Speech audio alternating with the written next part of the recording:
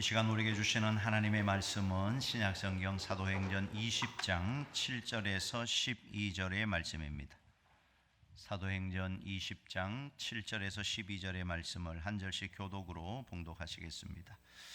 그 주간의 첫날에 우리가 떡을 떼려 하여 모였더니 바울이 이튿날 떠나고자 하여 그들에게 강론할세 말을 밤중까지 계속하매 우리가 모인 윗다락에 등불을 많이 켰는데 유두고라 하는 청년이 창에 걸터 앉아 있다가 깊이 졸더니 바울이 강론하기를 더 오래 하매 졸음을 이기지 못하여 3층에서 떨어지거늘 일으켜 보니 죽었는지라. 바울이 내려가서 그 위에 엎드려 그 몸을 안고 말하되 떠들지 말라 생명이 그에게 있다 하고 올라가 떡을 떼어 먹고 오랫동안 곧 날이 새기까지 이야기하고 떠나니라. 사람들이 살아난 청년을 데리고 가서 적지 않게 위로를 받았더라. 아멘. 오늘 주신 본문 말씀을 가지고 창가에 앉은 유두고 이런 제목으로 함께 은혜를 받고자 합니다. 우리 주변을 돌아보면 스스로를 불행하게 만드는 세 부류의 사람들을 발견하게 됩니다. 첫 번째는 통제하지 못하는 것을 통제하려는 사람들입니다. 배우자나 자녀들을 자기 생각대로 바꾸려고 한다는 것입니다. 또 과거에 매여 있고 아직 닥치지 않은 미래를 걱정하며 살아갑니다. 여러분, 내리는 비를 통제할 수 있습니까? 내리는 비를 오지 못하게 막을 수가 있겠습니까? 우리가 통제할 수 없는 것은 받아들여야 하는 것입니다. 비를 막지 말고 우산을 준비해야 하는 것입니다. 두 번째는 불행하게 만드는 두 번째 부류는 남들과 비교하는 사람이에요. 자기 인생의 방향, 자기 인생의 성장보다 다른 사람의 삶에 더 관심이 많습니다. 그래서 비교하면서 불평, 불만이 습관이 된 사람들입니다. 우리는 가까운 사람들끼리 비교하는 말을 자주 해요. 물론 상대방을 기분 나쁘게 하려고 하는 의도는 아니지만 다 너를 생각해서 너 잘되라고 하는 소리, 이런 말을 자주 합니다. 그러나 그 말을 들으면 마음이 상해버려요. 그 말 속에는 어떤 뜻이 들어있습니까? 너는 아직 부족해, 너는 충분하지 않아, 이런 마음이 느껴지기 때문에 그런 것입니다. 우리가 서로의 부족함을 들추어내는 대화를 하면 관계가 좋아질 수가 없는 것입니다. 어쩌면 타인과의 비교는 우리 인간의 본능일지도 모르겠다는 것입니다. 그러나 그런 감정에서 매몰되지 말고 에너지와 관심을 다른 데로 옮겨야 해요. 비교하면 결국 비참해지거나 교만해지거나 가장 안 좋은 것이 남과 비교하는 것입니다.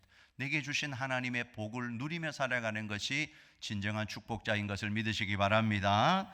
세 번째는 현재 자신의 선택에 최선을 다하지 않으면서 지나간 결정에 미련을 두는 사람들입니다.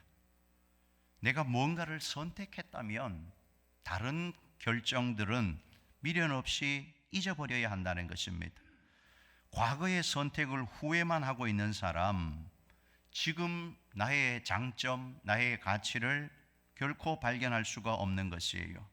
영화 어바웃 타임의 주인공 팀은 어느 날 자신이 과거로 돌아갈 수 있는 능력이 있다는 것을 알게 됩니다.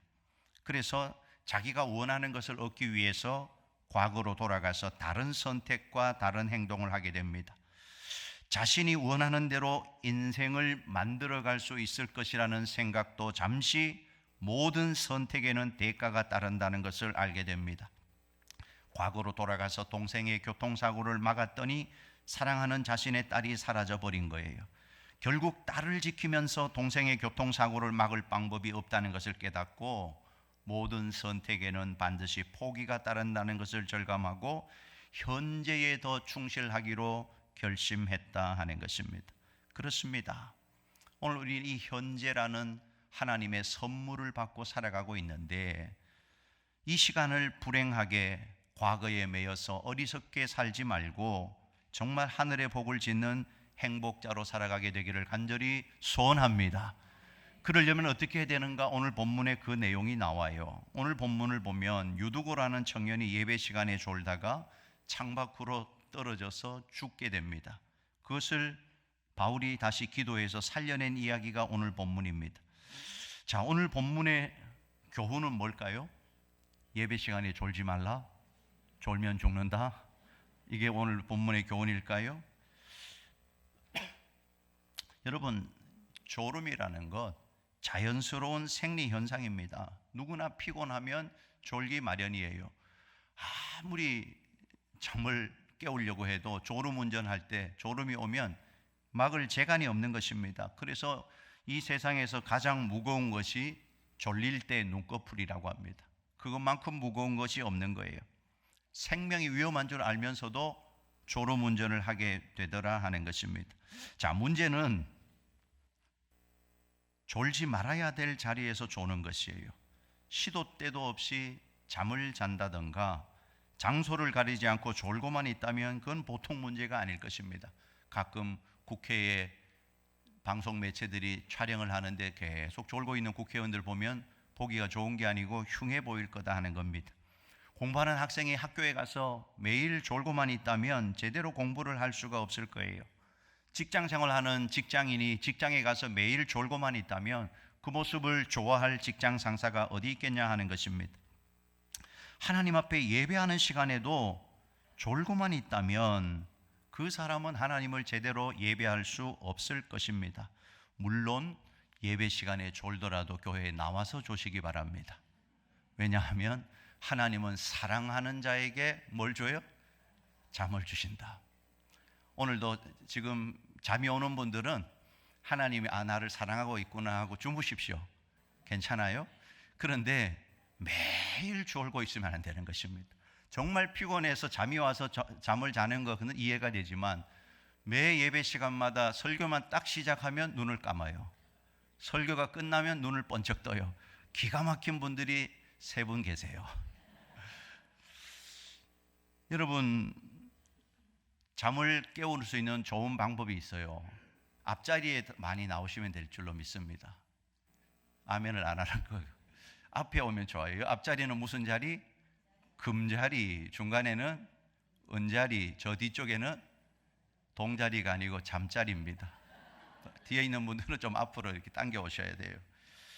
여러분, 뒤쪽에서 앞으로 예배 시간에 자꾸 앞으로 나오는 것은 굉장히 긍정적입니다. 그런데 앞에 있던 분들이 어느 날 저 뒤쪽으로 자꾸 가는 것은 부정적인 영향일 것입니다.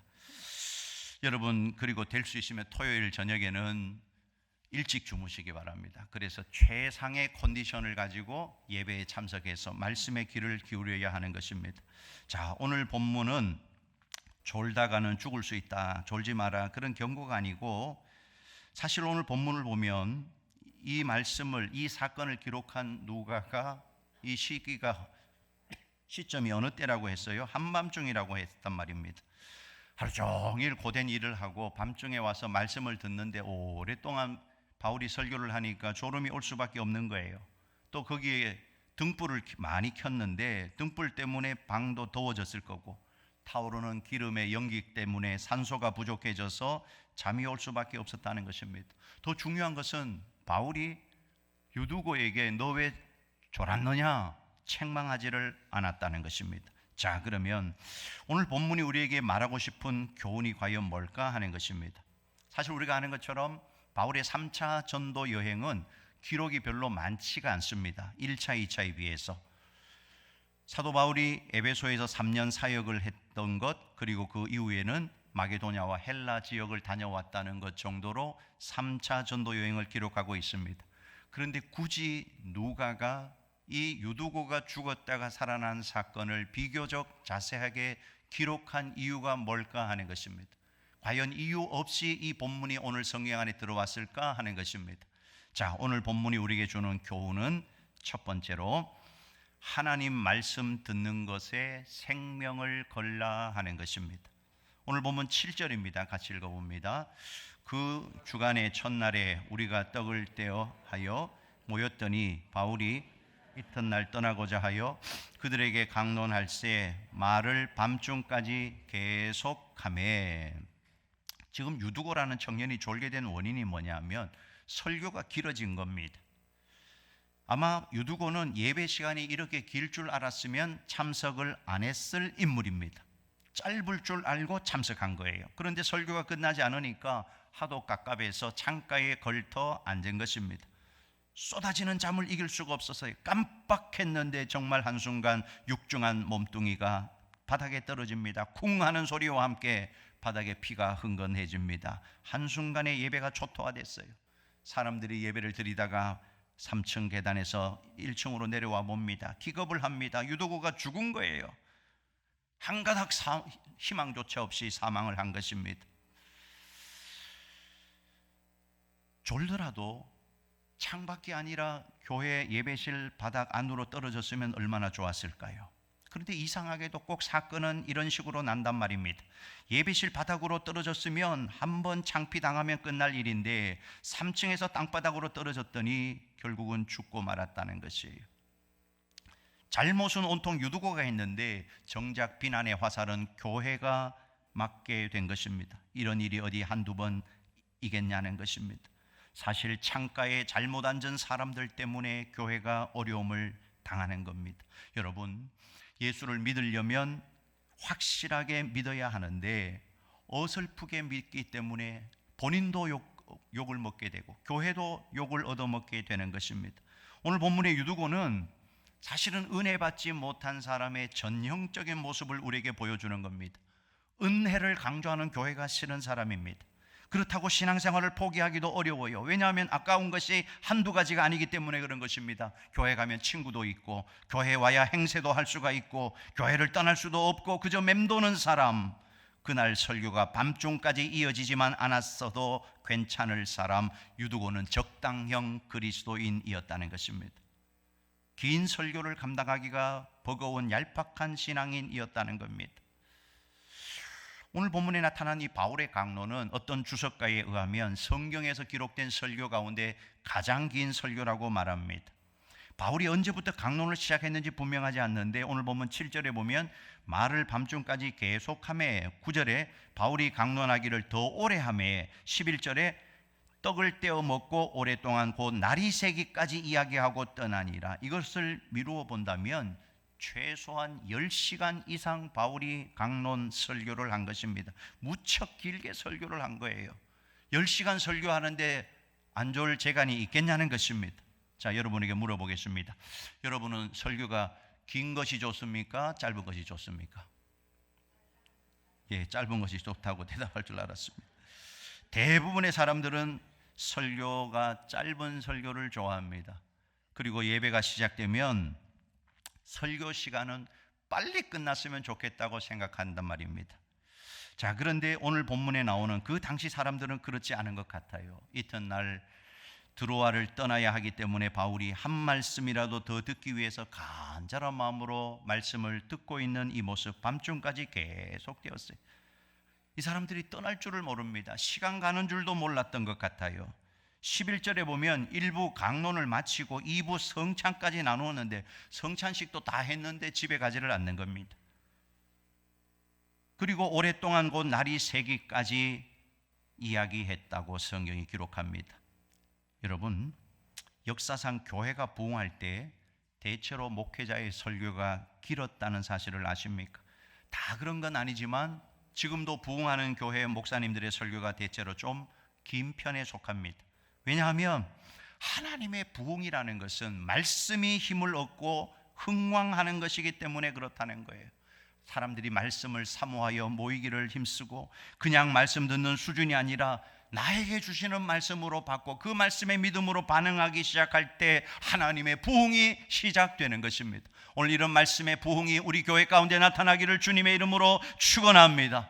그러니까 오늘 이 시간 말씀 듣는 시간이 얼마나 귀한 시간인가 우리는 다시 한번 기억해야 합니다. 이 귀한 예배 시간에 잠이 온다는 것은 영적인 것입니다. 마귀가 말씀을 듣지 못하게 방해하는 것이에요. 그러므로 예배 시간에 무엇보다 하나님 말씀 듣는 일에 더 집중해야 할 줄로 믿습니다. 생명 걸고 하나님의 말씀을 들어야 합니다. 들은 하나님의 말씀에 믿음으로 반응해야 합니다. 듣는 자는 다 살아나리라. 말씀을 들어야, 말씀이 내 안에 들어와야 내가 영이 살고 삶의 하나님의 축복을 경험하게 됩니다. 이런 축복의 사람들 다 되시기를 소원합니다. 소원합니다. 두 번째, 우리의 앉는 자리가 중요하다 하는 사실이에요. 오늘 유두고가 졸았던 이유는 바울의 설교가 길었던 탓도 있지만 더 중요한 것은 유두고가 앉아 있었던 자리가 더 큰 문제였다는 것입니다. 유두고가 앉아 있었던 자리가 어디였습니까? 오늘 본문 9절입니다. 같이 읽어봅시다. 유두고라 하는 청년이 창에 걸터 앉아 있다가 깊이 졸더니 바울이 강론하기를 더 오래 하매 졸음을 이기지 못하여 3층에서 떨어지거늘 일으켜 보니 죽었는지라. 여기 보니까 유두고가 어디 있었는가 하면 3층 다락방 창문에 걸터 앉아 있었다는 것입니다.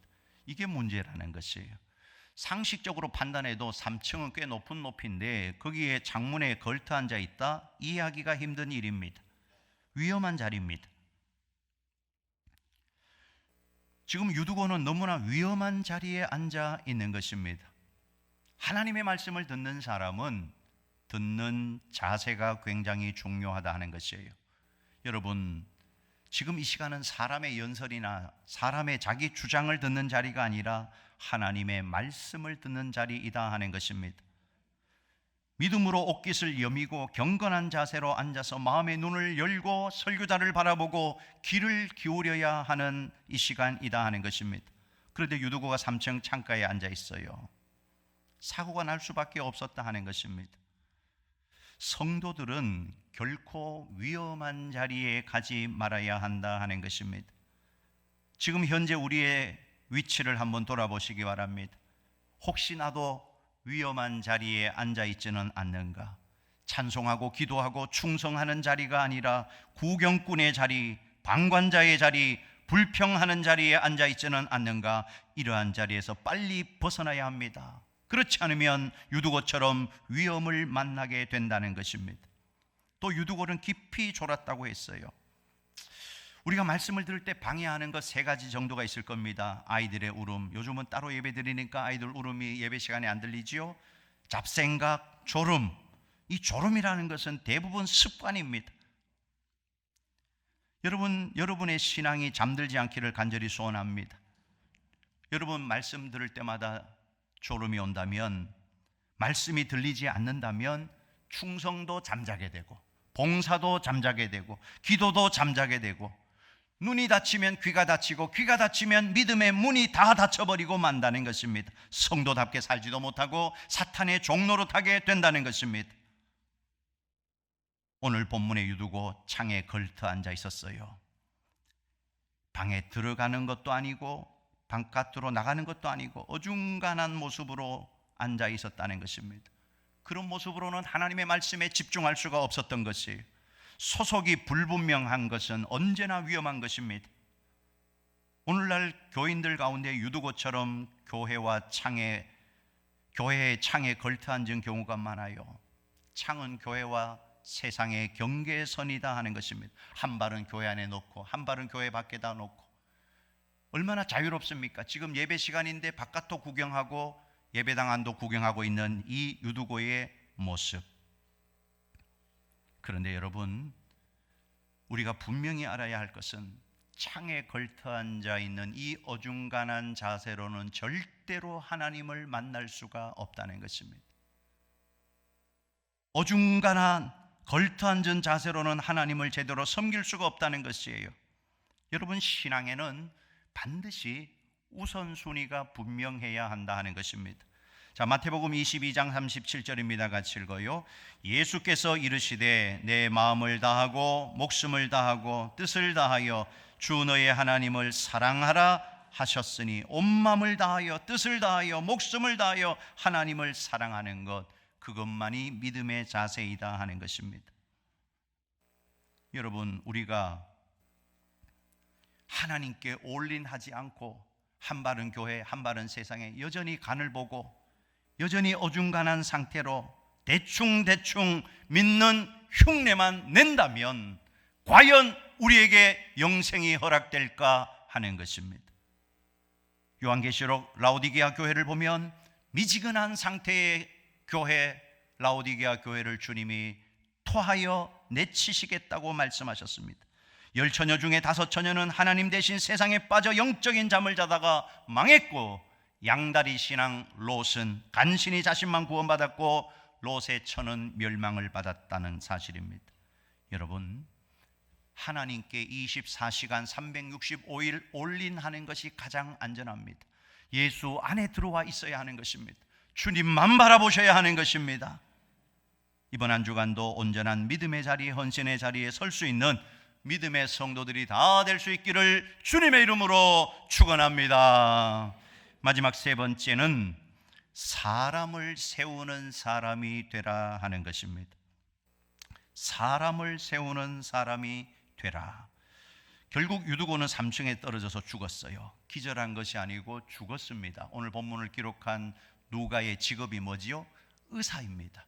의사가 볼 때 전문적인 관찰을 통해서 진단을 내린 거예요. 죽은 것 같다가 아니고 헬라어로 네크로스라는 단어를 써서 실제로 죽었다고 표현합니다. 자, 그러자 바울이 어떻게 하는가 보십시오. 자, 10절 말씀입니다. 같이 읽어봅시다. 바울이 내려가서 그 위에 엎드려 그 몸을 안고 말라되 떠들지 말라, 생명이 그에게 있다 하고. 지금 바울은 죽은 유두고를 안고 마치 구약의 엘리사처럼 기도를 하고 있습니다. 그런데 놀라운 일이 일어난 거죠. 이 청년이 살아난 것입니다. 11절 같이 읽어요. 올라가 떡을 떼어 먹고 오랫동안 곧 날이 새기까지 이야기하고 떠나니라. 그를 데리고 올라와서 예배당에 앉혀놓고 날이 새도록 하나님의 말씀을 강론했다는 것입니다. 12절에 보면 사람들이 살아난 청년을 데리고 가서 적지 않게 위로를 받았더라. 죽은 청년이 살아나니까 사람들이 위로를 많이 받았어요. 이게 사람을 세우는 사람입니다. 사람을 세우는 사람은 영혼에 대한 포기가 없다는 사실입니다. 보통 사람 같으면 그거 봐라, 하나님 말씀에 순종하지 않으니까 죽지 않느냐, 정죄하고 지나갔을 터인데 바울은 그를 다시 살려냅니다. 그를 세워서 하나님의 사람으로 올려드린다는 사실입니다. 아마 이 일 이후에 유두고는 예배 시간에 절대로 졸지 않았을 뿐만 아니라 위대한 복음 전도자가 되었을 거다 하는 것입니다. 많은 사람들이 위로를 받았다 하는 것이에요. 오늘 정말 우리가 이 바울처럼 죽어있는 영혼을 찾아가서 그를 위하여 기도하고 살려내고 하나님의 사람으로 세우는 역할, 오늘 이 시대의 수많은 영혼들이 우리를 향하여 나를 살려달라고, 나를 구원해달라고, 나를 세워달라고 울부짖고 있다는 사실입니다. 오늘 우리가 그 사람들을 세우는 한 사람이 되기를 소원합니다. 이제 다음 주간의 새생명 전도축제를 앞두고 우리가 한 영혼을 품고 나가기를 원합니다. 우리 교회에 수많은 새 가족들이 찾아 나오기를 원하고 그들이 세움을 입고 격려를 받고 우리와 함께 동역하는 자리에 나아가는 놀라운 역사가 있기를 간절히 소원합니다. 기도의 성자 E.M. 바운지가 쓴 기도의 능력이라는 책에 이렇게 말했어요. 교회는 더 나은 방법을 찾고 있지만 하나님은 더 나은 사람을 찾고 계신다. 오스왈드 샌더스도 하나님의 학교를 졸업한 사람들이라는 책에서 하나님께서 세상에 대한 당신의 계획을 이루시는 도구는 언제나 사람이다. 우리는 방법을 찾지만 하나님은 사람을 찾고 계십니다. 오늘 우리가 하나님께서 찾는 그 한 사람이 되기를 간절히 소원하고 소원합니다. 믿음의 조상을 세우기 위하여 아브라함을 하나님이 부르셨어요. 애굽의 앞자에 있는 이스라엘을 구원하기 위하여 모세를 부르셨어요. 예수님이 오실 길을 준비하기 위하여 광야에서 외치는 자 세례 요한을 하나님이 먼저 보내셨단 말입니다. 예수님이 죽음 이후에 미래가 어떻게 될 것인가, 그것을 준비하는 일을 어떻게 하신 것입니까? 예수님이 12 제자를 세워놓은 것입니다. 또한 교회를 핍박하던 사울이라는 청년을 바울로 바꾸어서 이방인의 사도로 삼으신 것입니다. 한 가지 예화만 들고 말씀을 맺겠습니다. 1800년대를 전후하여 영국 사회 또 영국 교회, 완전히 영국을 뒤바꾸어 놓은 영국의 양심이라고 하는 불리는 사람이 있었습니다. 그는 영국 국회의원이었던 윌리엄 윌버포스입니다. 그가 어메이징 그레이스 이 작사자인 존 뉴턴 목사님의 설교를 듣고 회심을 하게 됩니다. 그리고 영적으로 각성을 하게 되고 매일 2시간씩 성경을 읽고 기도를 하는 경건의 시간을 갖게 됩니다. 그러면서 하나님 앞에 물어요. 하나님, 제가 크리스천 정치인으로서 무엇을 하면서 살아야 합니까? 그때 하나님께서 윌버포스의 마음속에 노예 폐지 운동을 하라는 마음을 주신 것입니다. 당시 최대의 사회 악이 노예제도였어요. 그런데 노예제도 폐지를 주장하는 것은 그 당시는 굉장히 위험한 일이었다는 것입니다. 왜냐하면 그 당시 영국은 노예 무역으로 국가 수입의 3분의 1을 차지하는 막대한 이익을 취하고 있었기 때문에 그런 것입니다. 그 당시 상인이나 재벌들이나 기득권층은 노예 제도를 반대하는 사람들을 향하여 매국노라고 할 정도로 몰아붙였어요. 왜소한 체격의 윌버포스가 150번 이상이나 대국회 논쟁을 통해서 노예제도 폐지를 끊임없이 주장했다는 것입니다. 그는 생명의 위협을 받았습니다. 2번이나 암살 시도를 당했고 중상모략과 비방에 시달려야 했습니다. 그러나 그는 자신의 비전을 교회 안에 있는 친구들과 나누기 시작하고 그들과 함께 비전을 키워가고 그들과 함께 글래팜이라는 공동체를 형성하게 됩니다. 이 글래팜은 노예제도 폐지 운동을 끊임없이 전개했습니다. 1833년 7월 27일 영국 국회는 노예 제도를 영원히 폐지하는 법안을 통과시켰습니다. 윌버포스가 하나님 앞에 뜻을 세운 지 46년 만의 일입니다. 여러분, 무슨 일이든지 단시간에 이루어지지 않아요. 오랜 인고의 시간이 필요했다 하는 것입니다. 그런데 법안 통과 3일 후에 윌버포스는 세상을 떠나게 됩니다. 노예제도 폐지가 이루어지고 그가 세상을 떠나자마자 영국 사회에, 영국 교회에 놀라운 일이 벌어집니다. 영국 교회에 물밀듯 사람들이 밀려오기 시작했다는 것입니다. 그리고 영국 국회의 젊은 국회의원 3분의 1이 나도 저 윌버포스처럼 저런 삶을 살겠노라고 공개적으로 선언을 하고 모두가 기독교인이 되었다는 것입니다. 오늘 작금의 대한민국의 현실을 들여다봅니다. 암담한 현실 앞에서 체념조의 푸념을 합니다. 우리나라는 안 돼. 세상은 안 바뀌어. 여전히 죄와 악이 관영해. 그러나 하나님의 말씀을 통해 자신의 영역에서 사명을 발견하고 그 사명에 순종하는 한 사람을 통하여 하나님은 이 나라를 바꾸실 것을 믿으시기 바랍니다. 부르심에 순종할 때 하나님이 일하신다는 거예요. 우리 각 사람이 이 땅을 회복시키는 하나님이 찾으시는 그 한 사람으로 준비되기를 간절히 소망합니다. 또한 그 한 사람을 세우는 일에 우리의 모든 삶을 투자하기를 간절히 소원합니다. 정말 우리 교회 안에 다음 세대들 가운데 윌버포스와 같은 사람들이 우죽순처럼 일어나기를 간절히 소원합니다. 교회는 사람을 키우는 것입니다. 하나님 나라를 위해 헌신할 사람, 세상에 선한 영향력을 끼치며 세상에 복음 전할 사람을 길러내는 곳이 교회입니다. 말씀을 정리합니다. 오늘 창가에 앉은 유두고를 통해 우리는 신앙의 교훈을 꼭 받아야 합니다. 무엇보다도 말씀에 목숨을 걸어야 합니다. 말씀 받는 일에 최선을 다해야 됩니다. 여러분, 큐티하는 일, 말씀 묵상하고 나에게 주시는 하나님의 말씀을 받는 일에 여러분의 신앙의 모든 전력을 기울이셔야 합니다. 주의 음성을 들어야 살아날 수가 있어요. 말씀을 들어야 합니다.